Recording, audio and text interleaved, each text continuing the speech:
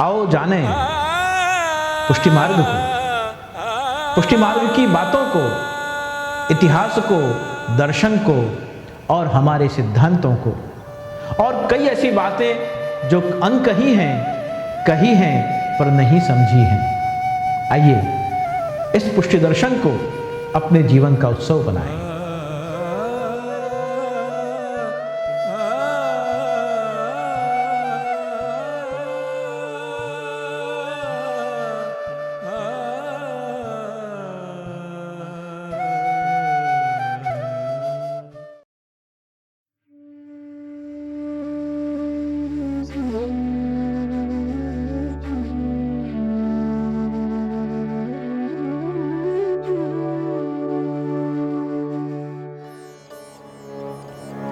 कस्तूरी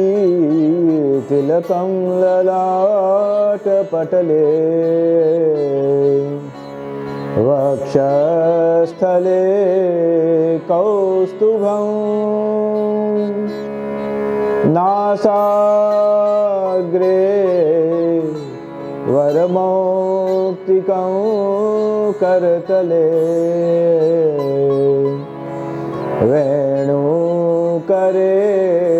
कंकणं सर्वांगे हरिचंदनं सुललितं कंठे च मुक्तावली गोपस्त्री परिवेष्टितो विजयते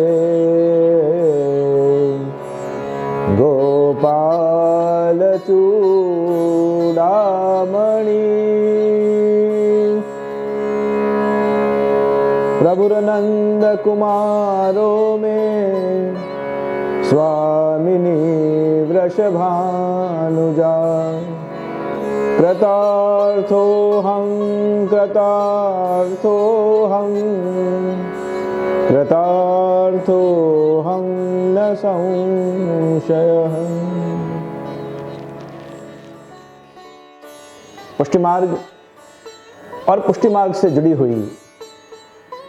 बहुत सी अनजानी बातें और बहुत सी कई बार सुनी हुई जानी मानी बातें, इस नई श्रृंखला के माध्यम से हम जब पुष्टि मार्ग को समझने के लिए, स्वमार्ग को समझने के लिए, हमारा कर्तव्य और हमारे धर्म को समझने के लिए यत्किंचित कुछ प्रयास सत्संग करने का जब कर रहे हैं, आइए हम मिलकर विचार करें कि श्री आचार्य चरण जगत गुरु श्रीमद् वल्लभाचार्य जी ने अपने इस संपूर्ण विचारधारा को, जिसको आज हम पुष्टि मार्ग के नाम से जानते हैं, उस पूरी विचारधारा को कृपा मार्ग के रूप में, अनुग्रह मार्ग के रूप में, पुष्टि मार्ग के रूप में और द पाथ ऑफ ग्रेस, पुष्टि के पथ के रूप में, वैष्णव संप्रदाय के रूप में, शुद्धाद्वैत ब्रह्मवाद के रूप में, या फिर हिंदू वैदिक सनातन धर्म की मूल संप्रदाय की श्रृंखलाओं में कई शाखाएं हैं, कई प्रशाखाएं हैं। उस श्रृंखला में वैष्णव धर्म की जो प्रमुख 5 श्रृंखलाएं हैं, उनमें से किस प्रकार से स्वमार्ग ने स्थान ग्रहण किया और उस पुष्टि मार्ग को, जिसका ब्रह्मवाद श्री आचार्य चरण श्रीमद् वल्लभाचार्य महाप्रभु जी ने शुद्धाद्वैत, उस अद्वैत को जानना है, मानना है, लेकिन परम शुद्ध अवस्था के रूप में, उस परम शुद्ध रूप में ब्रह्म भी सत्य है, उसके द्वारा बनाया गया ये जगत भी सत्य है और माया भगवान की शक्ति है। इस रूप को जब श्री आचार्य चरण ने अपने स्वसिद्धांत में शामिल किया है, तो श्री आचार्य चरणों ने शांकर मत से और अन्य बौद्ध चार्वाक आदि मतों से कई बार शास्त्रार्थ करते हुए और अपना मत विचार स्पष्ट करते हुए स्वसिद्धांत का, स्वमत का स्थापन किया है। और उस स्थापन में अलग अलग प्रकार से श्री आचार्य चरणों ने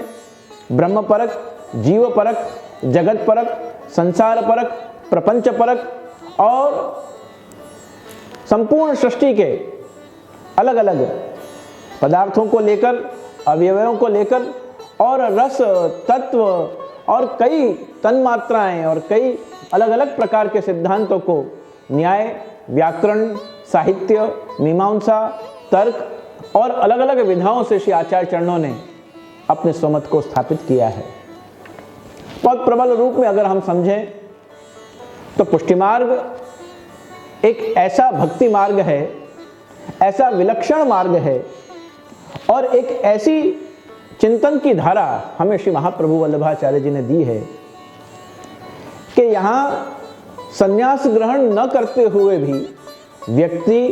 गृह संन्यास के रूप में सब कुछ कृष्णार्पण करके और परमानंद से सदगृहस्थ होकर अपने प्रियतम को पा सकता है। पहली बात। दूसरी बात, स्वधर्म के रूप में जब पुष्टि मार्ग के अलग अलग सिद्धांतों को वो जीता है, पहली बात तो हम सुनते हैं, फिर विचारते हैं, फिर उस पर चिंतन होता है, फिर उस पर जीने का हम प्रयास करते हैं और अंत में जब हम उसे जीने लग जाते हैं तब सही अर्थों में पुष्टि भक्ति मार्ग को सादृश्य रूप में हम जीते हुए सच्चे रूप में वैष्णव बनते हैं। तीसरी बात यह है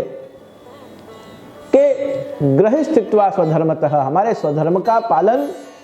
हमने कई बार पहले सत्संग में चर्चा करी है कि शनै शनै हमें जिज्ञासा हो, फिर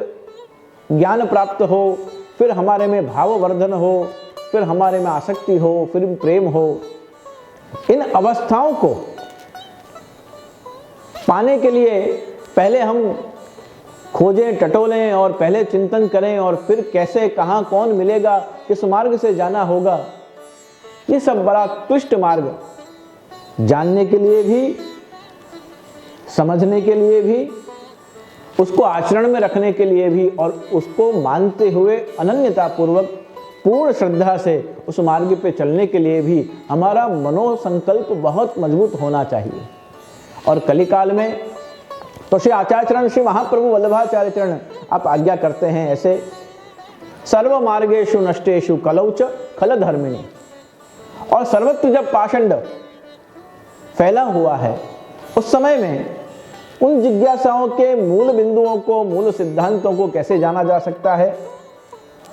और हमारी जो जिज्ञासा है वो तर्कबद्ध रूप से, भावात्मक रूप से हमारे जीवन के आचरण का अंग कैसे बन सकती है। तब श्री आचार्य चरण कहते हैं कि ब्रह्म संबंध लेने के बाद हमारा प्रमुख कर्तव्य केवल और केवल प्रभु की सेवा करना ही है। सेवा करते करते ही हमें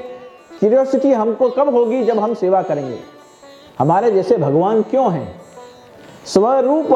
हमारे जैसा रूप भगवान का क्यों है, या भगवान को रूप हमने दिया है, या भगवान का ऐसा रूप का इसलिए हम ऐसे हुए। इन बातों का चिंतन सेवा करते करते स्वस्वरूप ज्ञान भी हो और सेव्य स्वरूप ज्ञान भी हो। जिसकी हम सेवा कर रहे हैं वो कौन है, उसे कैसे पाया जा सकता है, 84 वैष्णवों ने, भगवदियों ने उन्हें कैसे पाया है, अष्ट सखाओं ने कैसे उन्हें गाया है। इन सब बातों को जब हम सेवा करते करते, अपने प्रभु के संग चिंतन करते करते, जब हम श्रृंगार कर रहे हैं मन में कुछ अलग, जशोदा जी के स्वरूप से, स्वामी जी के स्वरूप से, नंदालय की भावना से, निकुंज की भावना से लीला भावन चल रहा है। और जब लीला भावन चल रहा है ऐसी परिस्थिति में और भगवत सेवा करते करते ही भगवत आसक्ति दृढ़ हो जाए और व्यसन दशा तक हमको भगवत सेवा के रूप में ही प्राप्त हो जाए। यही पूरी श्रृंखला बहुत कंपाइल करते हुए बहुत व्यापक स्वरूप को, बहुत व्यापक सिद्धांतों को और ब्रह्मवाद को दैनिक जीवन में हम कैसे आचरण में रख सकते हैं, कैसे आचार विचार का पालन कर सकते हैं, हमारे हृदयस्थ भाव जो हैं वो दासत्व को प्राप्त करते हुए ब्रज भक्तों के भाव से किस प्रकार का सेवा में लीला भावन हो सकता है, ये सब हमने प्रमाण पक्ष और प्रमेय पक्ष के माध्यम से स्वसिद्धांत में समझा है। पूर्व प्रवचनों में भी इस विषय में काफी हमने चर्चाएं करी हैं। और धर्म, अर्थ, काम, मोक्ष, अगर इनको हम पुष्टि मार्ग में कई अलग अलग रूप से जान चुके हैं, पर श्री महाप्रभु वल्लभाचार्य चरण ने इन पुरुषार्थ चतुष्टय को चतुश्लोकी के माध्यम से समझाया, वृत्रासुर चतुश्लोकी के माध्यम से समझाया, और संक्षेप में एक ही श्लोक में आपने कितनी सुंदर आज्ञा करी कि पुष्टि मार्गे हरेर दास्यम धर्मोर्थो हरिरेवहि कामो हरे दिद्रक्षैव मोक्षः कृष्णश्च चेत् ध्रुवम्। पुष्टि मार्ग में हमारा धर्म क्या है? एक ही वाक्य में श्री आचार्य चरणों ने बताया, पुष्टि मार्गे हरेर दास्यम धर्मः। पुष्टि मार्ग में हरि मेरे स्वामी हैं और मैं उनका दास हूं, इससे बड़ा कोई धर्म नहीं है। पुष्टि मार्गे हरेर दास्यम धर्मोर्थो हरिरेवहि, और अर्थ भी अर्थो हरिरेवहि, अर्थ भी क्या है? हमारी धन दौलत, हमारी संपत्ति, हमारा सब कुछ क्या है? हमारी निधि क्या है? हमारे सेव्य स्वरूप ही हमारी निधि है। यह धन धर्म ही ते पायो, जा धन को मुनि जप तप खोजत, वेद हूं पार न पायो। तो ये धन जो है, जो निधि है, धर्मोर्थो हरिरेवहि, हरि ही हमारा धर्म भी है। उनकी सेवा करना, दासत्व का पालन करना हमारा धर्म है, और उन्हीं को हमारा सर्वस्व समझते हुए अपना सब कुछ धन दौलत निधि के रूप में उन्हें स्वीकार करना, यही हमारी दास भक्ति है। कामो हरे दिद्रक्षैव, और हमारा काम क्या है? अलौकिक काम भी तो यही है कि भगवान के नैन भर देखो नंद कुमार। ब्रज के साहित्य में भगवान के रूप के बारे में ऐसी अद्भुत बातें, ऐसी सुंदर बातें कही गई हैं। जो नंदलाल बन ठन के निकलो तुम बाजारन में, तो निगाह बिगड़ जाए सब लवारन में। सब लवारन की आपके ऊपर निगाह बिगड़ जाए। और नंदलाल जो लली बन के निकलो तुम, और नंदलाल जो लली बन के निकलो तुम, तो छुरियां चल जाएं बाजारन में। तो भगवान के स्वरूप को अलग अलग रूप से ब्रज साहित्य ने भी उल्लेख किया है। भागवत जी में अगर हम देखें, कामो हरे दिद्रक्षैव, तो ओम नमो भगवते वासुदेवाय, ओम नमो भगवते वासुदेवाय, इस मंत्र का जप ध्रुव जी कर रहे थे। और ध्रुव जी ने करते करते करते करते इस जप का अनुष्ठान करते करते अपनी साधना को, अपने तप को इतना प्रबल किया, अपने श्वास को भी रोक लिया। श्वास को रोकते ही इंद्रासन और ब्रह्मासन डोलने लगे। और इंद्रादिक देव जब भगवान के पास पहुंचे, नारायण के पास, तो भगवान नारायण को जाकर कहा कि ये कोई बालक पृथ्वी लोक में इस प्रकार से आपको पुकार रहा है, साधना कर रहा है, और आप शीघ्र पधारें, नहीं तो अभी ब्रह्मांड में प्रलय हो जाएगा। प्रभु ने देखा कि मुझे अवश्य जाना चाहिए, और कोई बालक अगर साधना कर रहा है तो उसके दर्शन करने में जाऊंगा, उसको दर्शन देने नहीं जाऊंगा। अगर कोई बालक साधना कर रहा है तो उसके मैं क्या दर्शन दूंगा, लेकिन मैं उसके दर्शन करने जाता हूं। भगवान ने गरुड़ जी को आदेश किया और ब्रह्मलोक से, गौलोक से आप पधारे, और पधार कर और ध्रुव जी के सामने आप गरुड़ आसन पर होकर विराजमान हुए। ध्रुव जी ओम नमो भगवते वासुदेवाय, ओम नमो भगवते वासुदेवाय का जप कर रहे थे। सामने नारायण खड़े हैं, फिर भी ध्रुव जी ने नेत्र नहीं खोले। भगवान ने चुटकी बजाई तो कुछ ध्यान विचलित हुआ,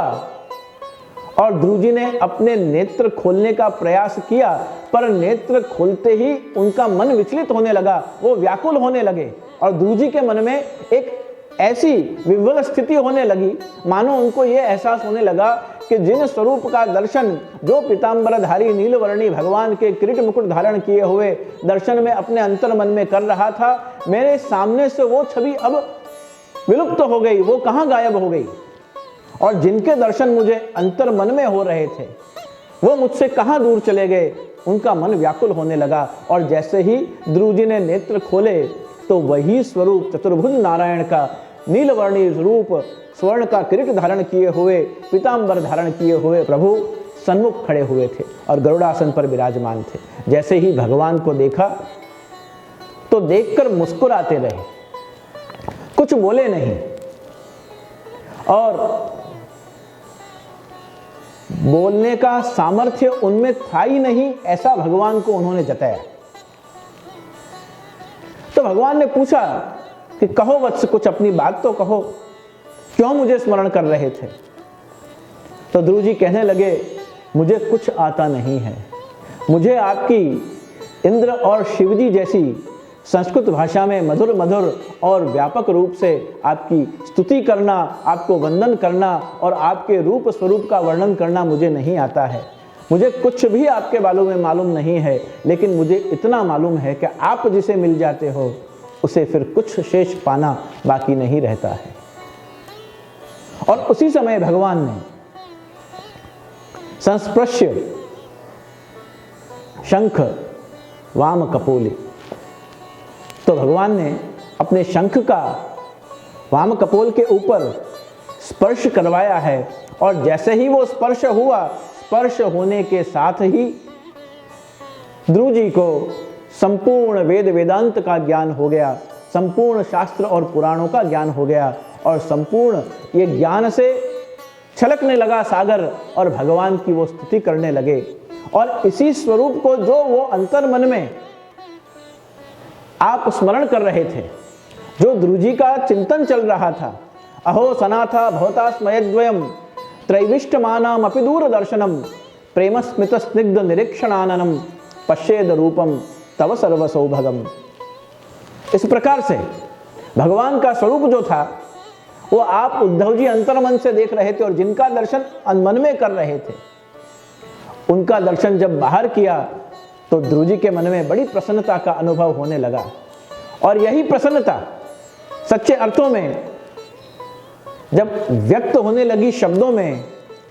तो ध्रुव जी ने क्या गान किया। उस समय ध्रुव जी गान करने लगे,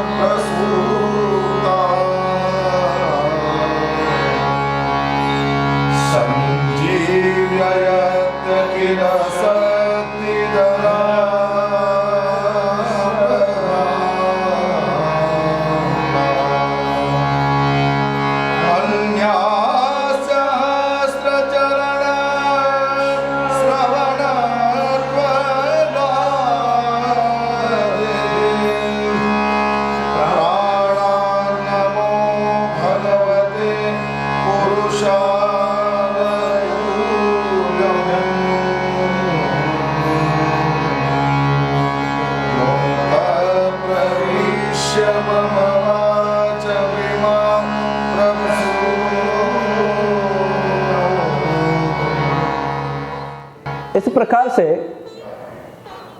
कपोल पे शंख लगते ही सस्पर्श बालम कृपया कपोलो, ऐसे कपोल पे शंख लगते ही सब वेद वेदांतों का ज्ञान उन्हें होने लगा। और अपनी स्तुति में भगवान से बारंबार ध्रुव जी ने क्या प्रार्थना करी और क्या मांगा है। जब भगवान से मांगने का अवसर हो तब क्या मांगना, ये भी हमको ध्रुव जी जैसे दिव्य पुरुष ही बताते हैं कि प्रभु आप प्राप्त हो जाओ तो मुझे सब कुछ मिल गया,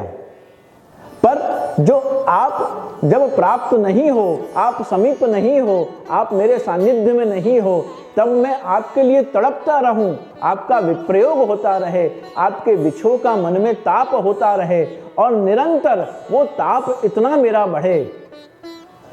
कि आपको बारंबार मेरे ताप को शमन करने के लिए अपनी कृपा का प्रसाद वर्षित करना पड़े और आपको अपनी कृपा वर्षण के द्वारा मेरे स्तप्त हृदय को तृप्त करने के लिए आपको ये तापात्मक रूप लेकर और इस भूतल पर पधारना पड़े। इसीलिए हे भगवान, आप अगर मुझे कुछ देना चाहें तो मुझे निरंतर आपका गुणगान कर सकूं, आपका गुणगान जहां होता हो, आपके कथा प्रवचन सत्संग, आपके लीलाओं का वर्णन जहां होता हो, हे प्रभु वहां मैं उपस्थित होकर और मैं अपने जीवन को धन्य बना सकूं, ये सौभाग्य, ये वरदान आप मुझे प्रदान करना।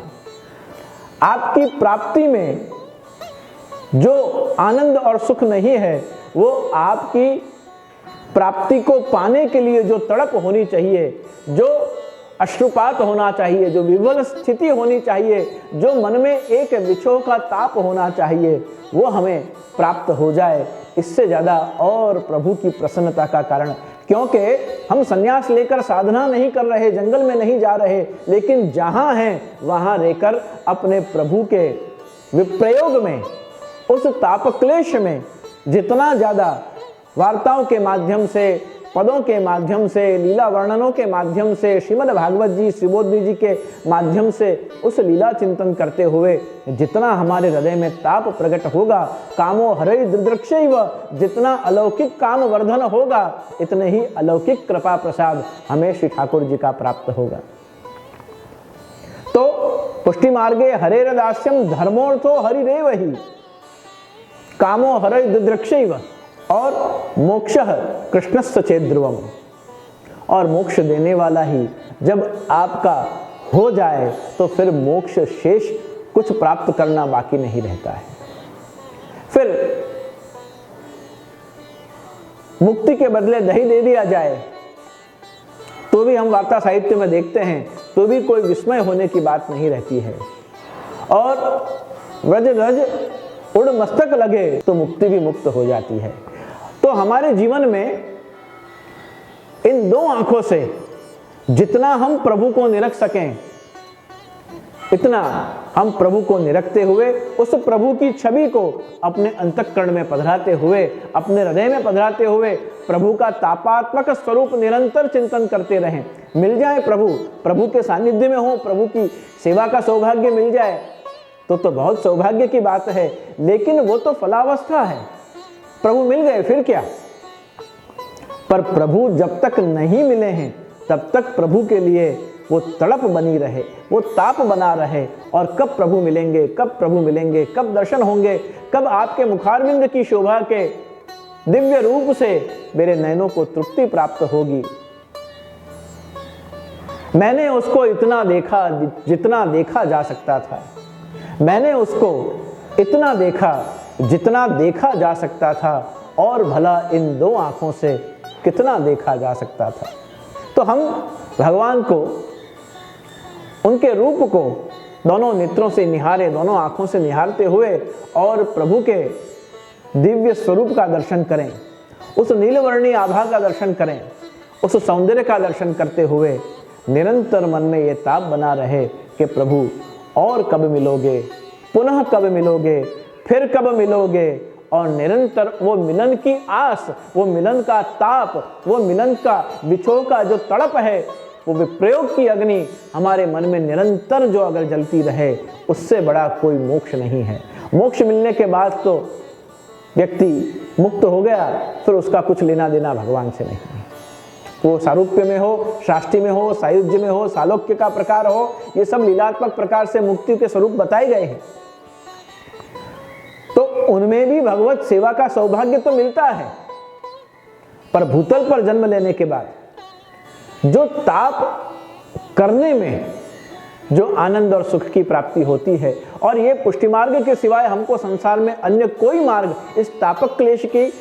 गहराइयों को, इन तापक क्लेश के सौंदर्य को, ये विप्रयोग की अग्नि का जो परम सौंदर्य है, उसे ब्रज भक्तों ने जो हमें सिखाया है, अष्टसखाओं ने जो गाया है, और श्री आचार्य चरणों ने, श्री गुसाई जी प्रभु चरण ने और पूर्वाचार्यों ने जिस प्रकार से उसकी गहनता को रसयुक्त करते हुए हम तक पहुंचाया है, वास्तव में ये विलक्षण है। तो पुष्टि मार्ग के इस एक अलग रूप को, अलग स्वरूप को हम समझने के लिए जब अलग अलग दृष्टिकोण से पुष्टि मार्ग को नए कलेवर में देख रहे हैं, तो आइए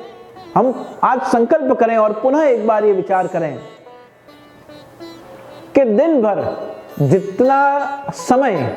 हम अपनी चेतन अवस्था में हैं, जब हम जाग गए हैं, सोए हुए नहीं हैं, उतनी अवस्था में जितना समय हम सेवा करें वह हमारा सौभाग्य, परम सौभाग्य समझें। आपके श्रीअंग का स्पर्श हो, आपके मुखारविंद के लिए हम सामग्री सिद्ध करें, आपको सुगंध अर्पण करें, सुंदर श्रृंगार हो, मालाजी धरावें, आपका मुख दर्शन आप स्वयं करें और उस दर्शन का सौंदर्य हम अपने नेत्रों से पिए और अपने हृदय में धारण करें, ऐसे आरती दिखाएं। और ये सेवा प्रकार में जितना भी हम करें, लेकिन जब ठाकुर जी पहुंच जाएं और अन्य पूरे शेष दिन में हम अपने लौकिक, व्यवहारिक, सामाजिक, पारिवारिक जो भी कुछ कार्य करें, निरंतर मन में प्रभु मिलन की आरती बनी रहे, प्रभु मिलन का वो जो ताप है वो तड़प बनी रहे और उस तापात्मक रूप में पुनः मंगला के समय में पुनः प्रभु के मुखारविंद कब दर्शन होंगे और ठाकुर जी के वो मधुर मुस्कान को देखकर ये हृदय पुनः सुबह तृप्त होगा। जब तक सुबह नहीं होती तब तक आज ठाकुर जी पहुँचे हैं, कल सुबह जब तक प्रभु के मुखारविंद के दर्शन नहीं होंगे वहाँ तक ऐसा ही ताप हमारे मन में बना रहे जैसा ताप ध्रुव जी ने मांगा है। तो आइए इस पुष्टि मार्ग के नए कलेवर को, नए स्वरूप को और पुष्टि मार्ग की जो गांधीर्यपूर्ण रसात्मक जो सैद्धांतिक बातें हैं उनका चिंतन करते हुए पुनः एक बार आज के सत्संग को प्रभु और श्री महाप्रभु के चरणों में समर्पित करते हुए सत्संग को विराम दे रहा हूँ। और इसी प्रकार सत्संग की धारा में एकादशी के दिन हम व्रत उपवास तो करते हैं, लेकिन सत्संग के माध्यम से भी हमारे अनिष्ट विचारों का उपवास हो, लौकिक कामनाओं का उपवास हो, उस प्रकार से उन सब का त्याग हो और केवल हम भगवद वासना, भगवद कार्य, अलौकिक रस और सत्संग के इस खोराक से, कीर्तन के इस खोराक से, स्मरण के इस खोराक से हम अपने आत्मा को पुष्ट करें। देह तो पुष्ट होता ही रहता है, हम आत्मा को पुष्ट करें। ये प्रयास के साथ आज के सत्संग को हम विराम दे रहे हैं। पुनः आपको सत्संग के माध्यम से आने वाली एकादशी पर मिलेंगे, तब हम पुनः नए विषय पर चर्चा करेंगे। आप सभी भक्ति में प्रवृत्त हों और ताप प्रभु का जीवन में बना रहे, यही शुभकामनाओं के साथ अपनी वाणी को विराम दे रहा हूँ। शुभम भवतु, कल्याणमस्तु।